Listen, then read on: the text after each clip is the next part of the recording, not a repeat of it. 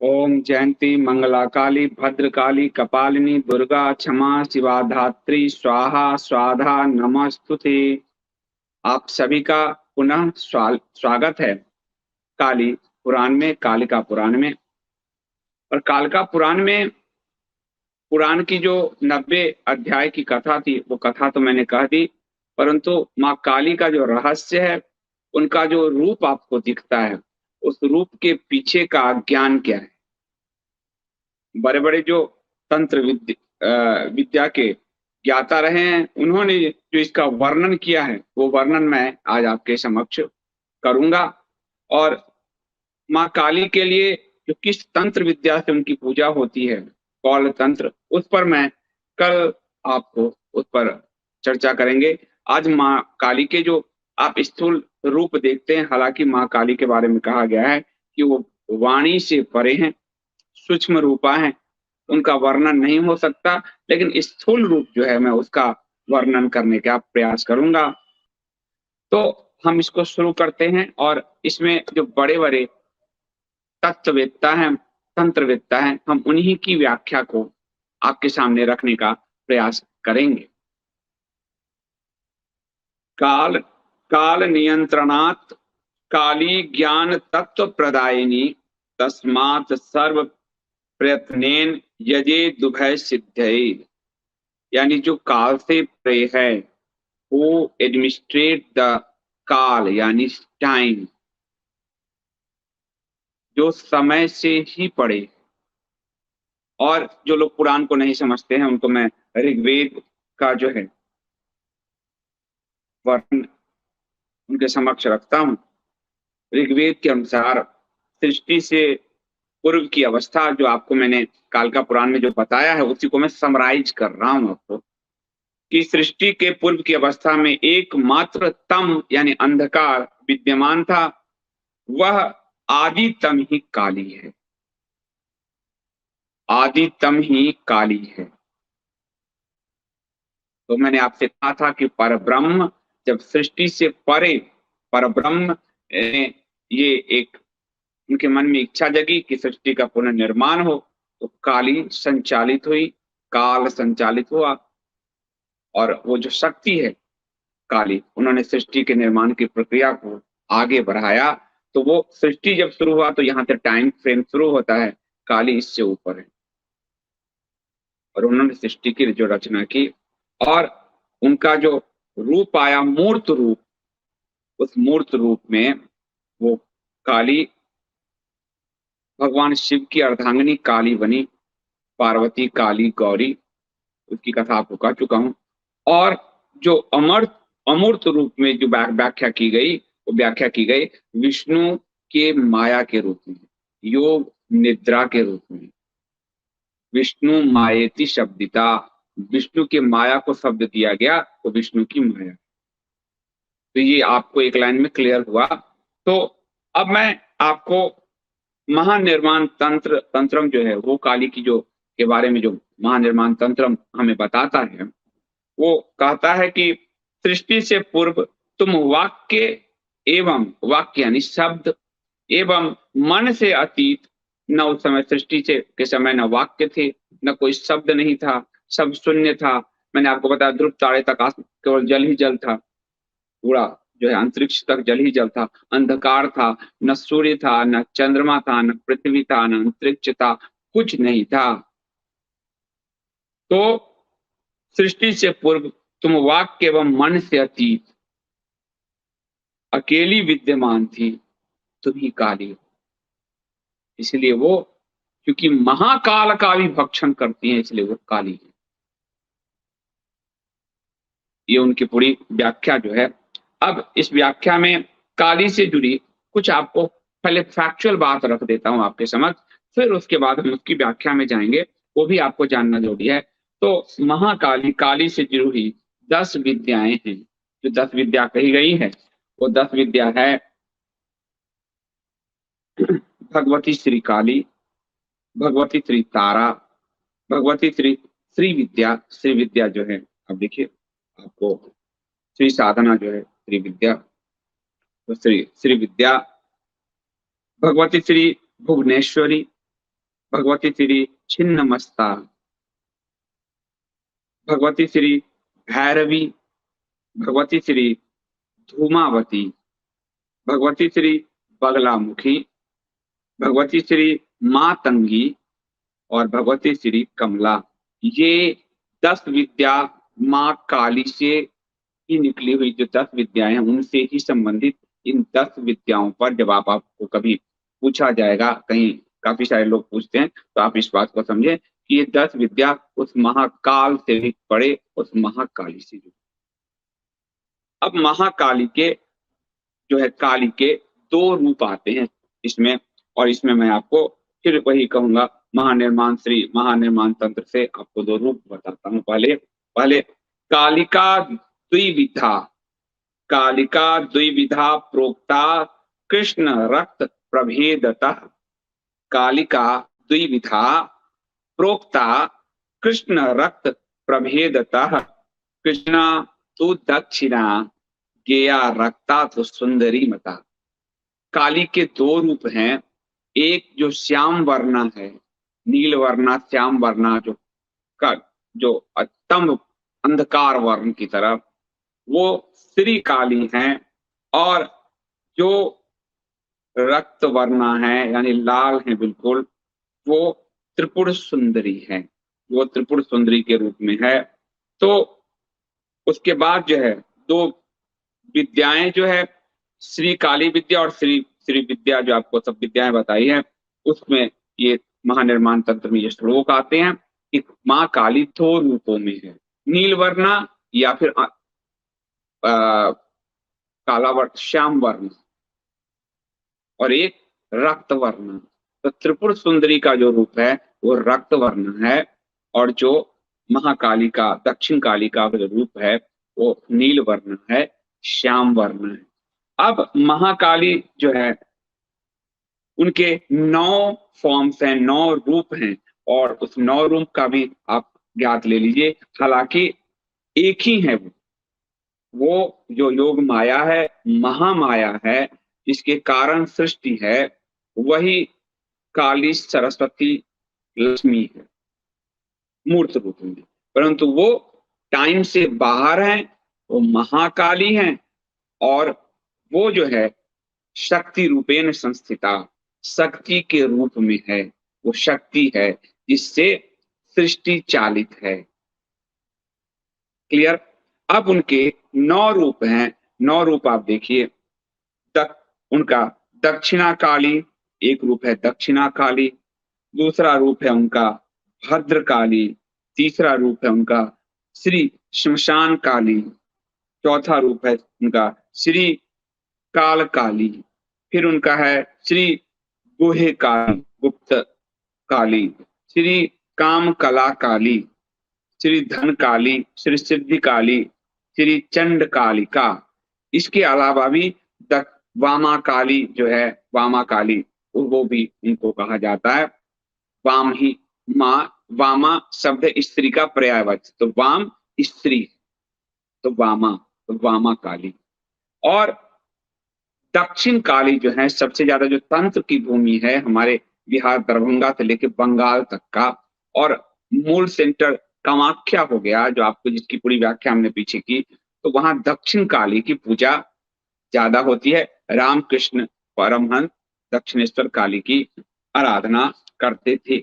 अब माँ काली की मैं कहूंगा तस्वीर दिखाने के लिए, ताकि आप तस्वीर से समझे कि माँ काली का मूर्त रूप क्या है। मैं क्षमा के साथ कह रहा हूँ माँ को हर बार कि मेरे वाणी में इतनी शक्ति नहीं है, लेकिन मैं जो विद्वानों ने कहा है वो मैं रखने का प्रयास कर रहा हूँ, वो कि उनका सूक्ष्म रूप वाणी से परे है। अब इसको थोड़ा फोटो को बड़ा कर दो, उनका सूक्ष्म रूप वाणी से परे है, और वह भयंकरी है, वह भयंकरी है, चतुर रूपा है, माँ चतुर रूपा है। और उनकी एक मुद्रा जो है आप देखिए कि वर देने की स्थिति है उनकी, वर दे रही, दूसरा अभय दे रही है, दूसरी मुद्रा अभय दे रही है, तीसरे हाथ में खड़ग है, और चौथे हाथ में असुर का मुंड है। अब इसकी जो तांत्रिक रहस्यमय जो ज्ञान की व्याख्या है, वो व्याख्या मैं आपको कवि गोपीनाथ कविराज ने जो व्याख्या किया है, वो व्याख्या मैं आपके सामने रखता हूं कि ये जो है, आप देखिए, एक में वर मुद्रा है, दूसरे में अभय मुद्रा है, तीसरे में खड़ग है, चौथे में असुर का मुंड है। यह जो असुर है का मुंड है, मैं कहूंगा दूसरा फोटो भी दिखाओ जरा, असुर का मुंड दिखे। ये असल में, ये असुर का मुंड, ये महामोह है। माता ने असुर का मुंड रखा है हाथ में, काट कर फेंका नहीं है। ये महामोह है, यानी माता ने महामोह को काटा। खुद वो महामाया है, परंतु वो महामोह का वो काटती है, नष्ट करती है। और कैसे काटती है? वो काटती है उस खड़ग से। वो खड़ग ज्ञान का प्रतीक है। ये महामोह ज्ञान से कटता है। ये महामोह ज्ञान से कटता है। वो ज्ञान का प्रतीक, ये जो असी असी यानी खड़ग, खड़ग यानी तलवार है। और ज्ञान के द्वारा ही महामोह कटता है, वैसे तो नहीं कटता। उसके अलावा ये जो महामोह है, ये महामोह कैसे जन्म लेता है? तो महामोह अगर आप देखेंगे, तो महामोह मृतिका के कारण, यानी वर्णमाला के कारण, यानी शब्दों के कारण, यानी रिश्ते, पिताजी, माताजी, पत्नी जी, भाई जी, बेटा जी, नेताजी, सबके प्रति वर्ण के कारण आपके अंदर मोह पैदा होता है, जिसको आप संबोधित करते हैं, जो वर्ण है। इस वर्ण को कहा गया है, जो है आपको वर्ण जो है, आप इसको मृतिका जो है, ये वर्ण है। इस वर्ण की संख्या, हिंदी में वर्ण देखिए तो 52 अक्षर है, ऐसे 50। तो माता का के गले में जो मुंड माला है, वो 50 मुंड माला है। उनकी संख्या कविनाथ गोपीराज के अनुसार उनकी संख्या जो है वो 50 है। और ये जो है, इसमें माता के ये जो शब्द हैं, ये जो वर्ण है, उसका, जिसके कारण, वर्ण के कारण मोह पैदा होता है। यानी कि आपके अंदर जो है वो मोह पैदा होता है। और वर्ण हमेशा, यानी मृतिका यानी अक्षर, हमेशा विकल्प बनाती है। यदि माँ है अभी और आप अभी ज्ञान में हैं, तो विकल्प होगा कि अरे आप गृहस्थ हो तो जॉब करो ना। एक विकल्प आपको हमेशा देगा। आप अगर ध्यान साधना में है, तो आपको आएगा कि मन कहीं और ले जाएगा, विचार में कहीं और ले जाएगा। आज छोड़ देते हैं, कल करते हैं। ये जो है, ये आपको लगातार, तो ये जो 50 मुंडमाला है, ये आपको जो है मतलब विकल्प का निर्माण करता है आपके लिए। उस माँ से, माँ को साधने में, माँ तक पहुंचने में, यानी उस ज्ञान स्थिति में पहुंचने में आपको ये विकल्प देता है। और इस विकल्प का अंत भी, इस मुंड जो है खड़ग से ही तो कटा है, ज्ञान से ही हो सकता है। अब इसमें शब्द के कैसे रूप हैं? तो शब्द का जो सबसे स्थूल रूप है, इसको बोलते हैं, हमारे जो आप देखेंगे वाणी, वाणी के 4 रूप हैं। वाणी के 4 रूप हैं। वाग, वाग की देवी सरस्वती है, यानी माता ही है, महामाया ही है। तो वाणी के 4 रूप हैं। और ये 4 रूप जो है, उसमें जो पहला रूप है वो स्थूल वाणी है, इसको बोलते हैं वैखरी। यानी हम और आप जो बात कर रहे हैं, ये वैखरी है, वैखरी वाग है, वैखरी वाणी है। यानी मैं आपसे संवाद कर रहा हूं, जो भी हम संवाद करते हैं, वो स्थूल वाणी, वो वैखरी वाणी है। ठीक है। उसके अलावा आपको और रूप जो है, वैखरी वाणी के अलावा रूप है दूसरा, मध्यमा वाणी। मध्यमा वाणी में हम अपने चेहरे के हाव भाव से अपने भाव भाव प्रदर्शित करते हैं, भावनाओं का संकेत करते हैं। जैसे क्रोध आ गया तो चेहरे पे भौं, जैसे आश्चर्य वैसे भौं हो गया, आंखों की दशा। तो वाणी का, यानी वाणी, वाग्देवी भी महाकाली है, सरस्वती। तो दूसरा रूप है मध्यमा, तीसरा रूप है परावाणी। परावाणी यानी मन की वाणी, यानी कि मन से का विचार, मस्तिष्क जो है, यानी मस्तिष्क ही बोल रहा है, मस्तिष्क ही किसी का सुन रहा है। तो ये भी आपको जो है, स्थूल से आप मध्यमा में आते हैं, मध्यमा से परावाणी में पहुंचते हैं और अंत में पश्यंती वाणी में जाते हैं। पश्यंती वाणी यानी आत्मा का संवाद, जहां सारे वाणी शून्य हो जाते हैं। वो जो समाधि की स्थिति है, शून्य की स्थिति, जहां जो भारत उस शून्य को देव पूर्ण विदम, भारत का सका, तो उस शून्य की स्थिति है जहां आत्मा परमात्मा से जुड़ता है, आत्मा का ही संवाद होता है, वाणी विलीन हो जाती है। तो जो ये वैखरी है, यानी कि ये जो वाणी है, ये वाणी वाग, और ये जो मृतिका है, वर्णमाला है, ये आपके अज्ञान का आधार है, क्योंकि उसी से हम पहले रिश्ते सीखते हैं। हम बच्चे को कहते हैं ये तुम्हारे पापा, ये तुम्हारी माँ, तो वहां से हम उसको रूप देना सीख रहे हैं, उसके सामने माया का निर्माण करना शुरू करते हैं। खिलौने, संसार, दादा बाबा, स्कूल, मास्टर, ये पूरा। और अंत में, क्योंकि इसके बिना तो काम नहीं चलेगा, अंत में जब साधना होगी तो वो पश्चंती वाणी यानी मौन में चली जाएगी। यानी और से शुरू और ज्ञ की यात्रा जो है, जो मैं आपको बार बार कहता हूं, इसलिए देवनागरी लिपि है, हिंदी की जो लिपि है, और देव भाषा है संस्कृत, क्योंकि वो बिल्कुल अज्ञान से ज्ञान में ले जाती है। ये जो मृतिका है, यही आपको, ये 50 मृतिका जो हमारे 52 अक्षर हैं, आ, आ, हाँ, और ये जो है आपको 11 स्वर हैं, बाकी व्यंजन हैं। तो ये पूरा जो है आपको आपके आसपास माया का निर्माण शब्द से ही होता है। ठीक है। उसके बाद इस जो मुंड माला 50 है, इसकी एक दूसरा ज्ञान परक भी व्याख्या कविराज ने किया है कि आपके शरीर का जो षट चक्र है, चक्र भेदन, ये ज्ञान के द्वारा, योग के द्वारा ही हो सकता है। इसमें भी 50 आपको इस शरीर में जो षट चक्र है, इसकी संख्या भी 50 है, जो विकल्प देते हैं। मूलाधार में 4 वर्ण है। चक्र जो है, चक्र के अंदर वर्ण कितने हैं?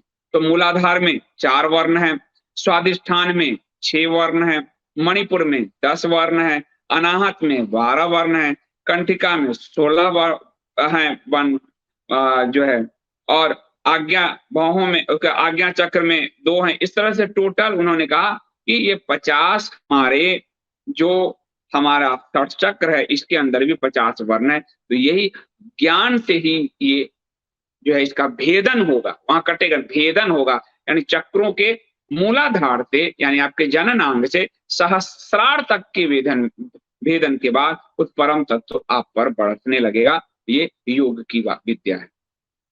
तो पहला हो गया वर्ण, दूसरा हो गया आपको योग से चक्र। उसके बाद माता का जिह्वा बाहर है। माता का जिह्वा दिखाओ जरा।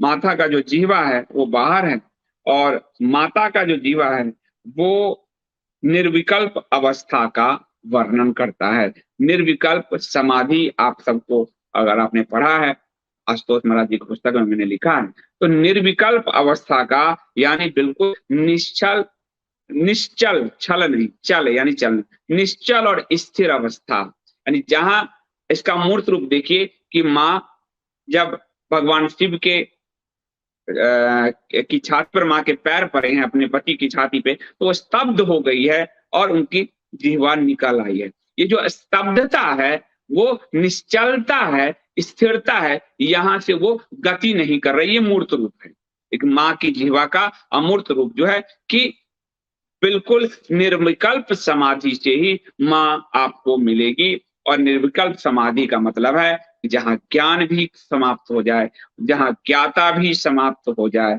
और ज्ञान और ज्ञाता के बीच कोई भेद ना रहे, दोनों ही शून्य हो जाए।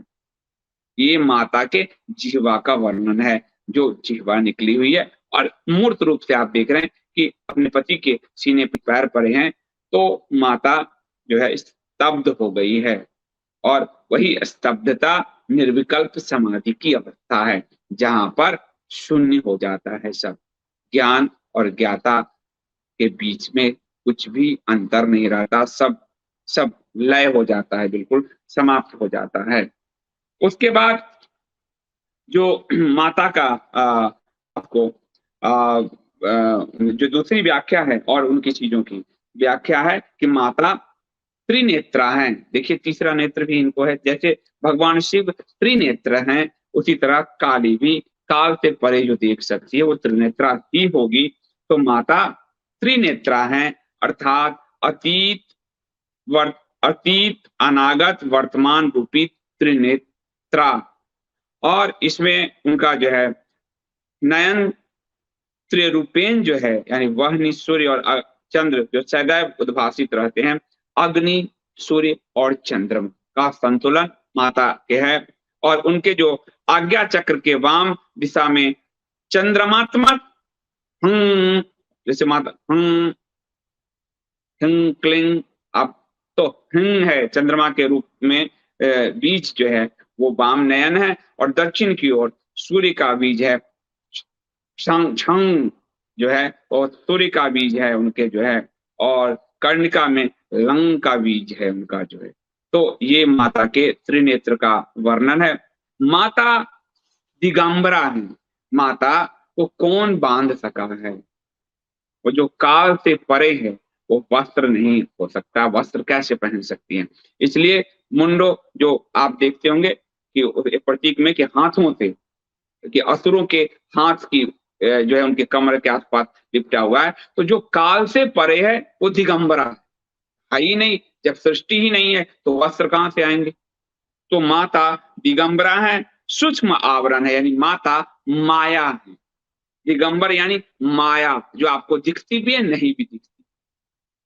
आकाश दिखता है आपको पर है नहीं, वायु महसूस होती है आपको पर आप देख नहीं सकते।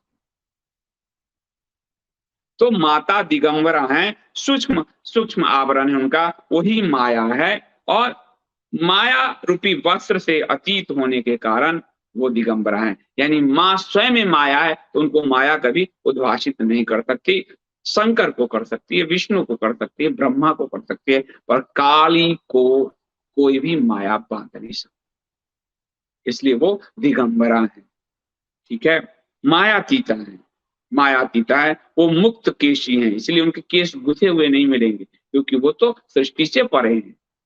ओके, तो वो मुक्त केशी हैं, जो माया का जो पाश है, बंध, वो उससे मुक्त है। बालों को अगर आप संभालो तो एक बंधन में आ जाता है ना, संयत हो जाता है, पर वो उस माया से, वो प्रतीक है कि माया के पास से परे है, इसलिए वो मुक्त केशी है। उनके बाल बिखरे हुए हैं, माता के बाल बिखरे हुए। उसके बाद जो है, और इसलिए उनको मुक्त केशी कहा गया। उनके ललाट पर अर्ध चंद्र स्थित है, और ये जो है यही अमृत तत्व रूप चंद्र कला है। महानिर्माण तंत्र का था कि वो चंद्र कला है, जो है चंद्रमा के घटते कला कला जो है, और चंद्रमा की सप्तदशी कला है, अमा कला है। और ये जो है आपको माता के ललाट पर है। फिर देवी जो है का रजोगुणी है, देवी के जो रक्त आप दिखा रहे हैं ये रजोगुणी है, परंतु वो स्वयं रजोगुण से बाहर है, रजोगुण से रहित है। रुधिर आप देखेंगे जो टपक रहा है, तो रुधिर रजगुण का प्रतीक है, लेकिन वो स्वयं रजगुण से बाहर है। वे शुद्ध सात्विक सात्विका है, यानी रक्त भी आपको मूर्त रूप में दिख रहा है कि रक्त उनके आसपास है, टपक रहा है, लेकिन वो इनसे परे हैं, क्योंकि वो खुद माया है, तो इसलिए वो माया से अतीत है। तो उसके बाद जो है उसके बाद उनकी जो वर मुद्रा है वो आपके हर मानव को, इधर तो आपका अशी हो गया तलवार, और इधर हो गया राक्षस, आपका कामुंड जो हो गया यानी अज्ञान का भक्षण, और असी यानी ज्ञान, और मुंड यानी अज्ञान यानी असुर, असुर यानी अज्ञान। अज्ञानता से ही असुरत्व पैदा होता है। अब देख लिए मलिच्छों को, देखिए कैसे नंगई करते घूमते हैं। वो असुरवाद जो है अज्ञान से पैदा होता है। ठीक है। उसके बाद जो है माता, माता जो भगवान शिव पर आ, भगवान शिव पर खड़ी हैं, उनके पैरों की स्थिति देखिए। मैं कहूंगा अगर फोटो दिखाए, एक पैर आगे है, एक पैर पीछे है, तो ये आलीढ़ पादा हैं, आलीढ़ पादा हैं, अर्थात उनका एक पैर अतीत में है, काल से परे है, एक पैर भविष्य में है, यानी सृष्टि का निर्माण है, वो वर्तमान नहीं है काल।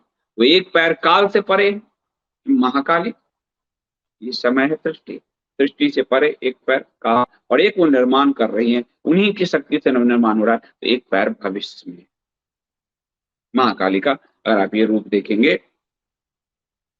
तो उसके जो दिगंबरा है, उसके बाद महाकाली के जो कमर में वो जो हाथ देख रहे हैं, हाथ कर्म का प्रतीक है। जो आपको राक्षसों के हाथ के माला के रूप में वो दिख रही है माँ के कमर में, वो हाथ क्या है? आप क्या चीज से काम करते हो? क्या करते हो? पानी पीते हो, लिखते हो, पढ़ते हो, मशीन चलाते हो, कंप्यूटर चलाते हो, मोबाइल चलाते हो, क्या चीज से चलाते हो? हाथ से। हाथ कर्म का प्रतीक है। हाथ जो है वो कर्म संस्कार का प्रतीक है, क्योंकि हाथ से ही कर्म होता है।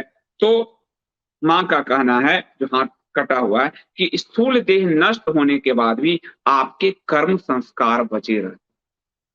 राक्षसों के मूर्त रूप में शरीर नष्ट हो गए, पर उसके हाथ है, हाथ को माला ने, माँ ने धारण किया हुआ है अपने कमर के ऊपर आसपास। तो आपका शरीर नष्ट हो जाता है, परंतु आपके कर्म संस्कार बने रहते हैं। आपका कर्म आपका पीछा नहीं छोड़ता। और ये जो है ये देवी को जानने के बाद ही ये कर्म संस्कार आपके कटेंगे, अन्यथा आपके जन्म जन्मांतर की ये प्रक्रिया, पुनर्जन्म आपके उसी कर्म से होंगे। कर्म फल जो भगवान श्री कृष्ण कहते हैं, तो कर्म फल ज्ञान से ही, यानी उस महामाया, माया को समझ लेने से ही, माया से मुक्ति से ही कर्म फल कटेगा। इसलिए माता ने हाथों को, सिर्फ असुर के हाथ नहीं, हमारे आपके भी हाथ है, अपने कमर में बंधा रखा है, क्योंकि वो आपके कर्म संस्कार हैं। और माँ यानी ज्ञान को प्राप्त करने के उपरांत ही आपके कर्म संस्कार कटेंगे। महाकाली आप देखेंगे ये श्मशान वासिनी है, वो श्मशान में रहती है, क्योंकि वो, और श्मशान में वो जो है, चूंकि काल से पड़े है, और काल के बाद सृष्टि का जो लय होना है, तो सारा सृष्टि श्मशान ही होना है, तो श्मशान वासनी ही है वो। क्योंकि अंत में सृष्टि भी वही करती है, और प्रलय भी, लय भी वही करती है। मैंने आपको बताया कि जिस वक्त गर्भ में बच्चा आता है, एक बच्चा यानी माँ जन्म दे रही है उसको, तो वहां जीवन का संचार हो गया। परंतु जन्म की प्रक्रिया होते ही उसके मृत्यु की यात्रा भी शुरू हो गई। यही महाकाली के श्मशान वासिनी होने का प्रतीक है। हर माँ के अंदर वही काली है। हर माँ जो अपने पुत्र से प्रेम करती, जैसे माँ काली करती है, लेकिन वो हर माँ ही अपनी संतति की मृत्यु का भी कारण है, क्योंकि वही उसे गर्भ में जीवन में लेकर आई है, और जिस वक्त उसके अंदर जीवन आया है, वहीं से उसके जीवन के जाने की प्रक्रिया आरंभ हो गई। तो माँ श्मशान रहता है, श्मशान में वो रहती है, क्योंकि माँ ही, हमारी आपकी माँ भी, वो भी श्मशान की यात्रा पर ही अपने संतान को भेजती है, उसको गर्भ में धारण करके। इसलिए मैंने आपको जो कहानी बताया कि जब दूसरा जन्म लेती है हिमाचल हिमालय की पुत्री बनकर महाकाली, तो शिव उसके उस जो उसका उनका जो शिव जो है, उनके जन्म की का जो, वो चूंकि उन्होंने जन्म लिया है, गर्भ से जन्म लिया है, तो उसके उस बंधन को काटने के लिए शिव तप कराते हैं, ताकि उनका जो ये योनि से जो उनका जन्म हुआ है, गर्भ से जो जन्म हुआ है, वो दोष कट जाए। दोष का मतलब कि अगर जन्म हुआ है तो मृत्यु भी फिर होगी, इसलिए तप के जरिए उन्होंने मृत्यु को जीता। और इसीलिए पाताल भैरव को भी जब भगवान शिव उनको ज्ञान दे रहे हैं, तो पाताल भैरव भी जब मनुष्य रूप में है तो मृत्यु तय है, तो माँ अपने स्तन का पान कराकर उन्हें अमृत दे रही है। तो उसको जन्म मरण की प्रक्रिया से, जैसे माँ स्थूल रूप से ये कथा, इसलिए पुराण स्थूल रूप से आपको समझा के सूक्ष्म में ले जाते हैं, और वेद और उपनिषद सीधे सूक्ष्म की व्याख्या करते हैं। तो मानव बिना शरीर के, आपको आपको कह दिया जाए कि आपकी माँ यहाँ खड़ी है, आपके पिताजी आ गए, तो आप मान लोगे? पर आप अगर देखो तो माँ पिता के आप अंश हो, उन्हीं के रुधिर आपके अंदर है, उन्हीं के रज हैं, उन्हीं के वीर हैं, तो आपके माँ पिता यही उपस्थित हैं।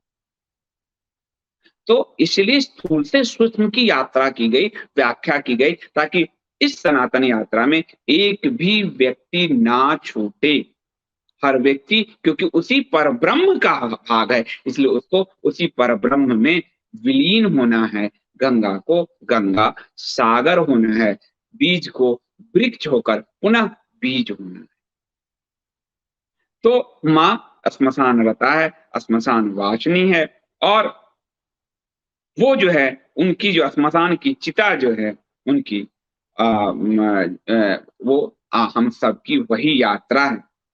और निरुत्तर तंत्र जो है उसमें कहते हैं श्मशान की चिता एवं योनि अर्थात विश्व का कारण, कारण ब्रह्म। योनि यानी सृष्टि, यानी वही कारण है आपके सब मनुष्य, पूरी मनुष्य जाति के जन्म का कारण, या पूरे प्राणी जाति के जन्म का कारण प्रजनन ही है, योनि। इसलिए तंत्र में वो कहा उनको कि वही कारण ब्रह्म है, इसलिए योनि ही कारण ब्रह्म है। और योनि के रूप में आपके जो यात्रा है वो उसी योनि से शुरू हुई है, वही आपका अंत है, तो वही कारण ब्रह्म है। उसके बाद, और वो जो योनि है, यानी वो जो सृष्टि है, वही कारण ब्रह्म कौन है? काली है, यानी वो माँ है। योनि मतलब माँ, योनि मतलब गर्भ, योनि मतलब सृष्टि, योनि मतलब आपके होने की वजह, योनि मतलब सृष्टि के होने की वजह। और वो कौन है? माँ काली। और उसके बाद जो है, चिता का अर्थ है चित्त शक्ति, यानी श्मशान हो गया योनि, यानी यात्रा और ज्ञान। और चित्त की शक्ति यानी चिता जो है, यानी आप अपनी चेतना से ही उस महामाया के बंधन को काट सकते हैं, अपने कर्म संस्कार के बंधन को काट सकते हैं, उस चिदानंद स्वरूप परम परम ब्रह्म परमात्मा का अंत हो सकते हैं। आप आत्मज्ञान ब्रह्म ज्ञान को पा सकते हैं। तो चित्त शक्ति यानी जैसे प्रलय में सारे प्राणी लीन हो जाते हैं, और उसी तरह आप की चैतन्य शक्ति से आप उस परम पर ब्रह्म में लीन हो जाते हैं, यानी आपका स्वाहा हो जाता है।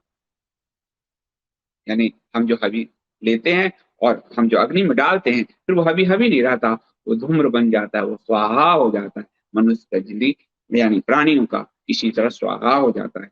इसलिए काली ही श्मशान वासिनी है।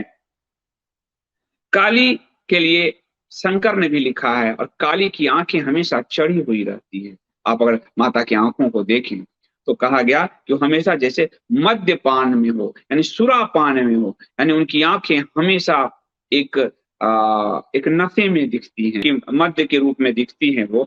तो ये जितने भी साधक हैं जो माँ की साधना करते हैं, उनमें तमोगुण का तमोगुण का उद्भव होना ही मद्य है, यानी आपके अंदर का जो तम गुण है वही मद्य है। और माँ काली अपने साधक के इसी तमोगुण रूपी मद्य को का पान करती है, इसलिए माता आपके तमोगुण को हरती है, इसलिए उनकी आंखें मद्यपान जैसी हैं, और माँ अपने साधक को स्वच्छ बना देती है, अर्थात उनके तम गुण का हरण कर लेती है, स्वयं में उस तम गुण को धारण कर लेती है। तो वो तम गुण उनकी आंखों से झलक रहा है, वो उसका प्रतीक है मूर्ति। मूर्ति कितने प्रतीकों का है। लोग कहते हैं मूर्ति हटा दो, मूर्ति तोड़ दो, मंदिर तोड़ दो, मूर्ति में नहीं, कहते हैं ना, वो मूर्ता की परम अवस्था है उनकी, मूर्ता की परम अवस्था। क्योंकि मूर्ति वही छोड़ सकता है जो पर ब्रह्म को जान गया हो। लेकिन ये सब तो नेता होता है, इनको क्या पर ब्रह्म से मतलब? इन्हें तो चुनाव से मतलब है, इन्हें तो अपने जयकारे से मतलब है, इन्हें तो अपने अमेरिका और अरब से मतलब है। कई संस्थाएं, आर्य समाज आदि ने भी कहा मूर्ति मूर्ति, आप देख रहे हो, लेकिन वो स्वयं भगवान दयानंद जी की मूर्ति लेके बैठे। छोड़ ही नहीं सकते आप, कैसे छोड़ दोगे? क्योंकि साकार से ही निराकार की यात्रा होगी। गंगा कहीं जो निकलेगी गंगोत्री से, तो वो तो दिखेगी ना, और सागर में जब विलीन होगा तब तो नहीं दिखेगी ना। तब तो सागर में आप जल निकाल के कह नहीं सकते ये गंगा का है यमुना का है, वहां विलीन होगी ना। पर जहां से निकल रही वो तो दिखेगी, और तो दिखेगा ना, क्यों विलीन होगा? ये पूरी यात्रा है, ठीक है। और उसके बाद तो माँ जो है भयंकरी है, जो माँ को देखकर भय का बोध होता है। अगर देखिए उनके रूप को तो भय का बोध होता है। और वो भय किसको होता है? उस व्यक्ति को जो पासबद्ध है, माया मोह में आबद्ध है, उसको भय होता है, उसको नहीं जो आत्म तत्व को जान गया हो, उसको भय नहीं होता।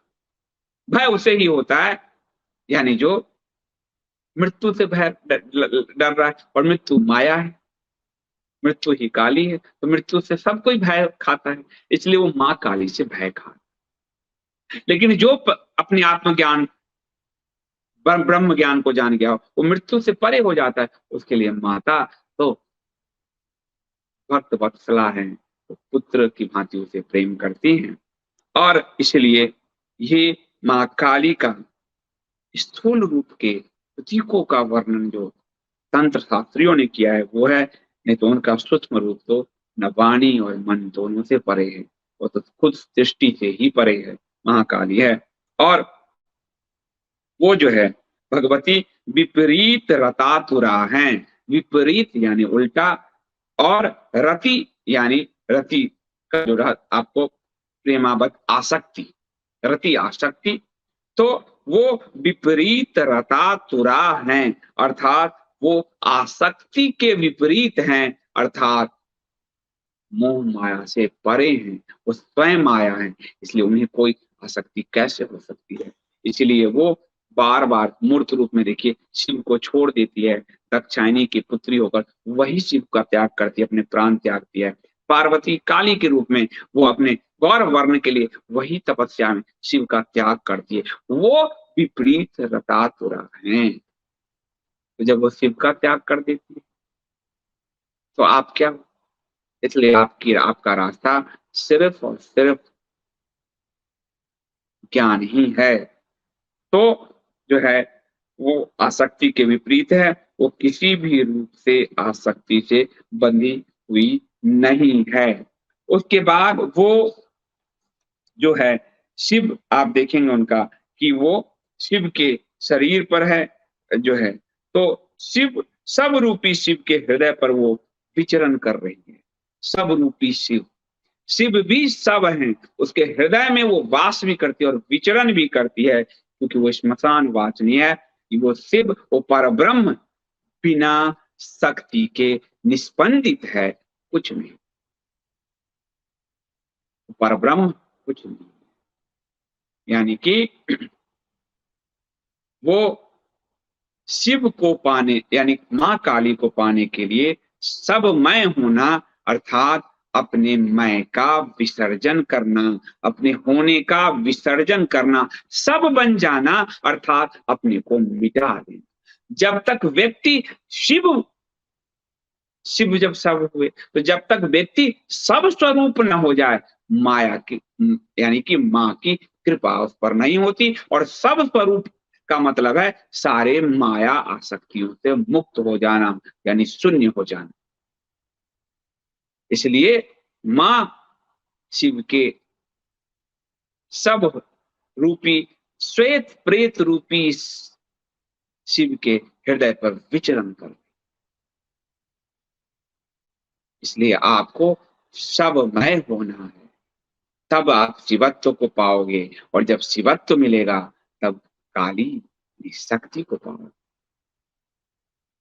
और सब मतलब अपने सारे स्व का, अपनी सारे मोह का, अपनी सारी माया का, अपनी सारी पद का, अपने सारे बोध का, अपने सारे अहंकार का, सबको स्वाहा करना, ज्ञान की अग्नि में झोंक देना, स्वाहा कर दे।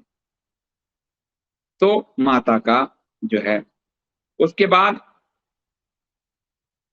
तो महाशून्य का जब भेदन, यानी ज्ञान का, सहस्त्रार का भेदन माया से, तब जाके महाविद्या का प्रादुर्भाव होता है। और जब महाविद्या का प्रादुर्भाव होता है तो तंत्र में कहते हैं वो तीन रूप से आती है। काली के रूप में आती है, तारा के रूप में आती है, षोडशी के रूप में आती है महाविद्या। ये भी प्रतीक है। और यानी कि जब संसार का समस्त ऐश्वर्य माधुर्य शोषित हो जाता है तो पर चैतन्य का स्पंदन जात, यानी आपकी जब सारी माया मोह टूट जाती है, सारे ऐश्वर्य मोह जो कहा स्वाहा हो जाती है, तब वो परम चैतन्य का आपके अंदर में स्पंदन शुरू होता है, वो जगना शुरू होता है। और यही स्पंदन काली के रूप में काली है। और यही आपके अंदर के अमावस्या की सूचना है, यानी आपके अंदर का निर्वात की सूचना है। यानी कि निर्वात यानी शून्य हो जाना। शून्य का रंग कुछ नहीं है, काला रंग।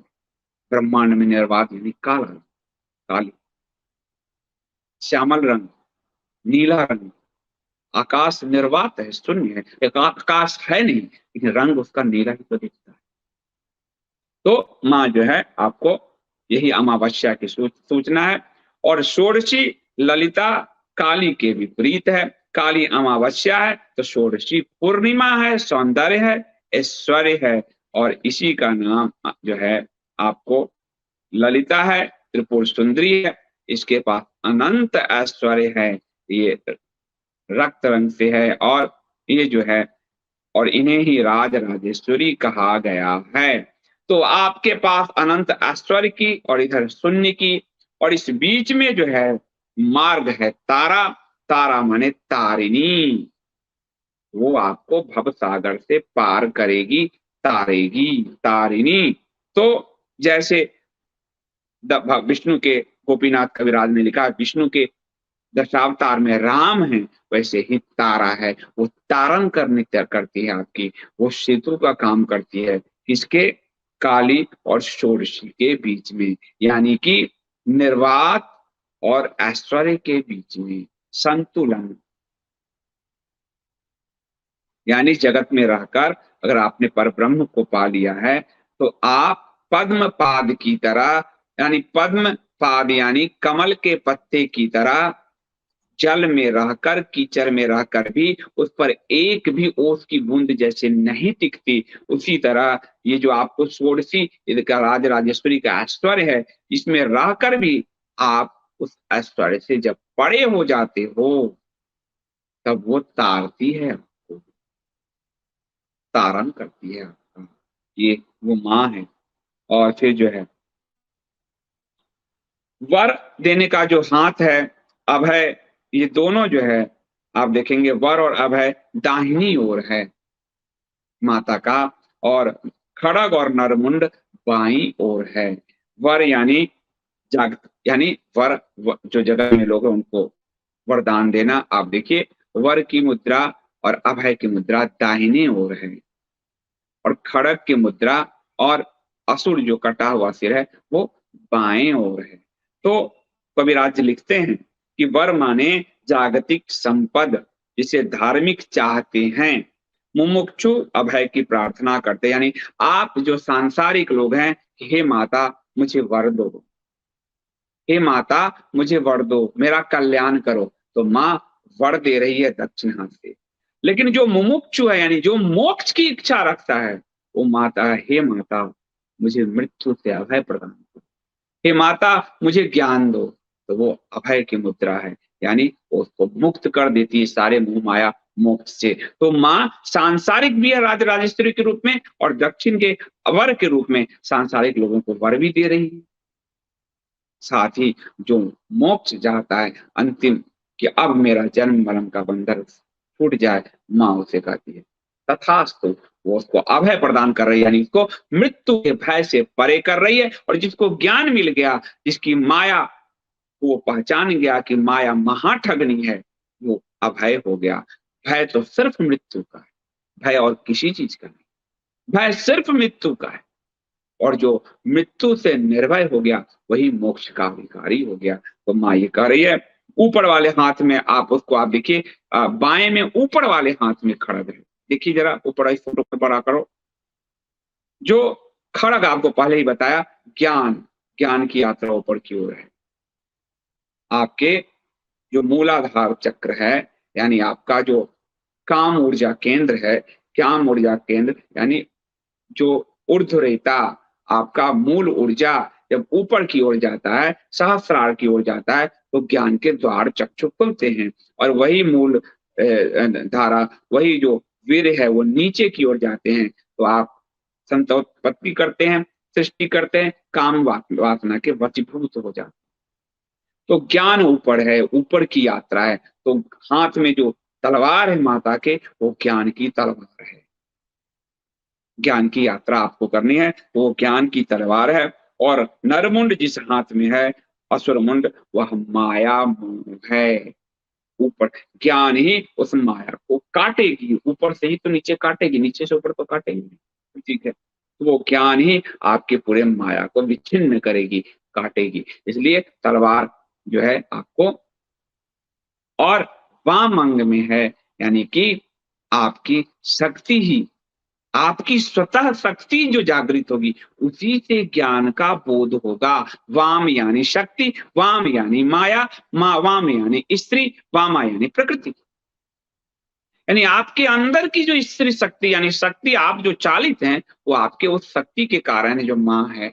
तो वो आपके वाम अंग में विराजती है, वामा है वो।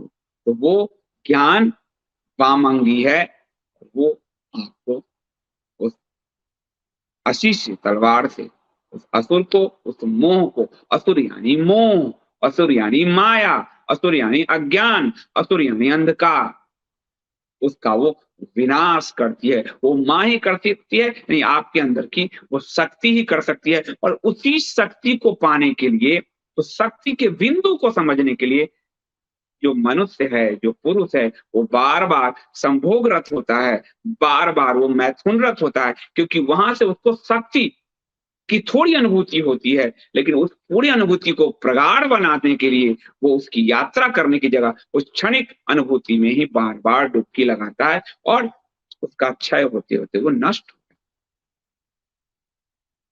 तो ज्ञान ये है। उसके बाद जो है वो कह रहे हैं कि देहात्मक बोध प्रकृति अनात्मक वस्तु में अहम बोध उत्पन्न करता है। असी ज्ञान है, उसे स्मरण करना होगा। तलवार यानी जो ज्ञान है, मुंडमाला के 50 वर्ण मातृका के प्रतीक हैं। और उसके बाद जो है ये वही फिर कर रहे हैं। सारांश जो वो समझाते हैं, वो सारांश में आपको समझा देता हूँ कि माँ दक्षिणा काली जीवों के प्रति अशेष करुणामयी हैं। वे केवल मुमुक्षुओं को ही अपना संतान समझती हैं। आपके प्रति तो करुणामयी है, वर दे रही है, परंतु उनकी असली संतान वही है जो ज्ञान को प्राप्त कर लिया, जो मोक्ष की यात्रा पर निकल गया। इसलिए उसको अभय दान दे रही है। और लेकिन करुणामयी वो सबके प्रति है, आपके प्रति भी है, वो आपको भी वर देती है। इसलिए कालिदास को उन्होंने, मूल कालिदास को महान कालिदास बनाया। तो सांसारिक वर भी आपको, इसलिए माँ शक्ति जागृत है। इसलिए आप देखेंगे बाकी देवताओं के साथ, लेकिन अगर आप 9 दिनों में सही साधना करेंगे तो आपके आपके जो केंद्र हैं वो हिलने डुलने लगेंगे, आप एक अलग भाव में आ जाएंगे। तो वो आपके प्रति माता करुणामयी है। माँ करुणामयी ही होती है। माँ को बस पहचानना होता है। माँ कभी अपने पुत्रों का विनाश नहीं करती। और जो लोग, यानी जो लोग, कई लोग हैं जो सांसारिक गृहस्थ रहकर भी मोक्ष ना चाहते हुए भी वो जो है धर्म पथ पर चल रहे हैं, जैसे हमारे और आपके लिए माँ का वरदान हमेशा उसके लिए। जो लोग सांसारिक रहकर भी, गृहस्थ रहकर भी, क्योंकि इस माया में आबद्ध हैं, लेकिन उस माया में आबद्ध रहकर भी वो मोक्ष नहीं चाहते, उस गृहस्थ जीवन में ही, संसार जीवन में ही, सरस जीवन में ही धर्म पथ का आचरण करते हुए चलते हैं। माँ कहती है इतना ही बहुत है कि इस मानव जीवन में, प्राणी जीवन में वो धर्म का आश्रय ले रहा है, इसलिए मेरा वरदान उस पर है कि उसका कभी भी अनिष्ट नहीं होगा। इसलिए वो वर दे रही है हर सांसारिक मनुष्य को, इसलिए माँ सबकी है। उसके बाद जो है वो कहती है, और उसके बाद जो है, और असुर जो है वो अहंकार मोह का प्रतीक है। तो इस तरह माँ का जो स्थूल रूप का, माँ काली की आप तस्वीर को रखो और फिर इस वीडियो को आप सुनो। तो माँ के स्थूल रूप का, जो सूक्ष्म रूप का तो माता मुझे क्षमा करें कोई वर्णन नहीं कर सकता, लेकिन उसके स्थूल रूप का जो तंत्र जानने वाले साधकों ने और महानिर्माण तंत्र ने, गोपीनाथ कविराज ने, काली रुद्र चंडी तंत्र ने, इन सब ने जो व्याख्या की है, मैंने वो व्याख्या ही आपको पहुंचाने का प्रयास किया है। मुझसे कुछ गलती हुई हो तो माँ मुझे क्षमा करें। और मैं चाहता हूँ माँ, जितने लोग सुन रहे हैं, माँ सब पर अपनी करुणामयी छाया रखें, अपना करुणा बरसाएं। और माँ के बिना सृष्टि नहीं है तो हम और आप। और आज सबसे अच्छी बात है कि काली माँ के उस माँ रहस्य का वर्णन दो बेटियां जो है उनकी उन्होंने प्रायोजित किया, उनकी माता ने, तो शक्ति ने ही इसको, तो आज एक संयोग से शक्ति द्वारा ही प्रायोजित शक्ति का विवेचन आज हो रहा था। तो अभी के लिए इतना ही। आप सब ने इतने मनोयोग से सुना इस धर्म यात्रा को, और माँ ने कहा है कि गृहस्थ और सांसारिक रहते हुए भी बस धर्म पथ पर चलो, तुम मेरे प्रिय होगे। तो हम सब उस धर्म के पथिक हैं, उस धर्म पथ पर चलें, और वो परमात्मा तत्व हमें हमारे अंदर है आत्मा के रूप में, वो हमें उस धर्म पथ पर चलाए रखे। जब भी मार्ग से भटकें, हमारी चेतना हमें सजग रखे। आप सबके अंदर बैठे उस परम चेतना को मैं प्रणाम करता हूँ।